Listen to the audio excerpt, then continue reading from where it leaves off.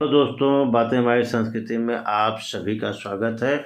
आज हम आपको अपने वीडियो के माध्यम से ये बताएंगे कि भगवान श्री राम ने सरयू नदी में ही समाधि क्यों लिया था।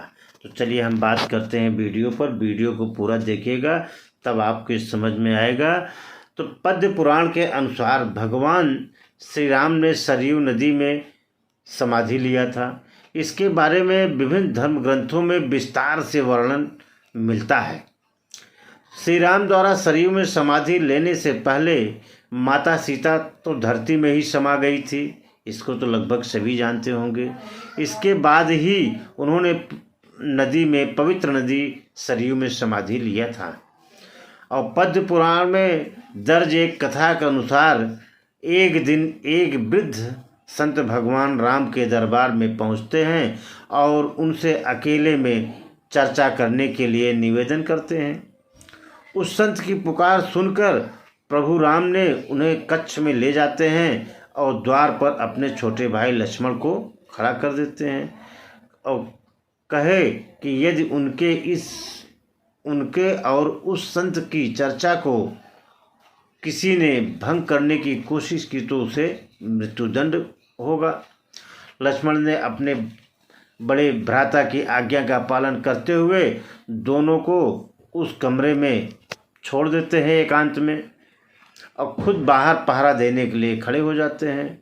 वह वृद्ध संत कोई और नहीं बल्कि विष्णु लोक से भेजे गए काल देव थे, मतलब यमराज थे, जिन्हें प्रभु राम को यह बताना था कि उनका धरती पर जीवन पूरा हो चुका है और अब उन्हें अपने लोक को वापस लौटना है। अभी उस संत और श्री राम की चर्चा चल ही रही थी कि अचानक द्वार पर ऋषि दुर्वासा आ जाते हैं और लक्ष्मण से भगवान राम से बात करने के लिए कक्ष के भीतर जाने के लिए निवेदन करते हैं। लेकिन श्री राम की आज्ञा का पालन करते हुए लक्ष्मण ने उन्हें ऐसा करने से रोक देते हैं।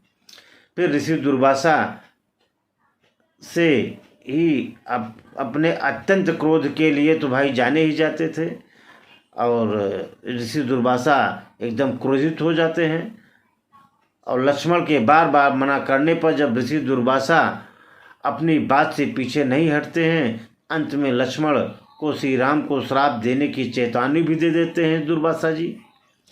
अब लक्ष्मण चिंता में पड़ जाते हैं और समझ नहीं पा रहे थे कि आखिरकार वह अपने भाई की आज्ञा का पालन करें या फिर उन्हें श्राप दिलवाएं। लक्ष्मण हमेशा से अपने बड़े भाई श्री राम की आज्ञा का पालन करते हुए आए थे। पूरे रामायण काल में भी वे क्षण भर भी श्री राम से दूर नहीं रहे। यहाँ तक कि वनवास के समय में भी वे अपने भाई और माता सीता के साथ ही रहे थे। अंत में उन्हें साथ लेकर ही अयोध्या वापस लौटे। ऋषि दुर्वासा द्वारा भगवान राम को श्राप देने जैसी चेतावनी सुनकर लक्ष्मण बहुत भयभीत हो जाते हैं और फिर उन्होंने एक फैसला लेते हैं। लक्ष्मण जी कभी नहीं चाहते थे कि उनके कारण उनके भाई को किसी भी प्रकार की हानि पहुँचे, इसलिए उन्होंने अपनी बलि देना उचित समझा और सोचा कि यदि वे ऋषि दुर्वासा को भीतर नहीं जाने देंगे तो उनके भाई को श्राप मिलेगा, लेकिन यदि वे श्री राम की आज्ञा के विरुद्ध जाएंगे तो उन्हें ही मृत्युदंड मिलेगा। तो लक्ष्मण ने यही सोचा कि मुझे ही मृत्युदंड मिल जाए, ठीक है, हमारे भाई को श्राप न मिले। और वे आगे बढ़ते हैं, कमरे के भीतर चले जाते हैं। लक्ष्मण को चर्चा में बाधा डालते हुए देखकर श्री राम भी धर्म संकट में पड़ गए। अब एक तरफ अपने फैसले से मजबूर होकर और दूसरी तरफ भाई के प्यार को देखते हुए उस समय श्री राम ने अपने भाई को मृत्युदंड देने के बजाय उसे राज्य एवं देश से बाहर निकाल जाने के लिए कहते हैं। तो उस युग में देश से निकाल देना ये मृत्युदंड के बराबर ही माना जाता था।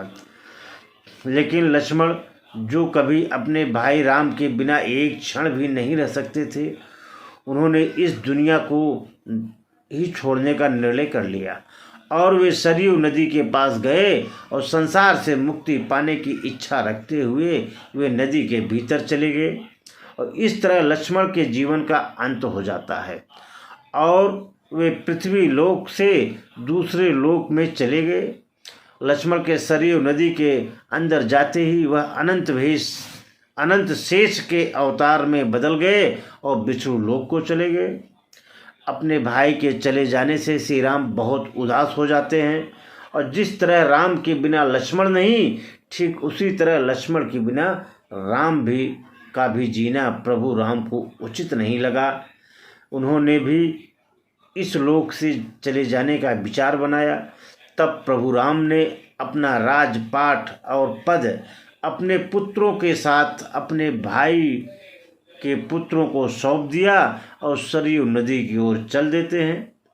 वहां पहुंचकर श्री राम सरयू नदी के बिल्कुल आंतरिक भूभाग तक चले गए और अचानक गायब हो जाते हैं।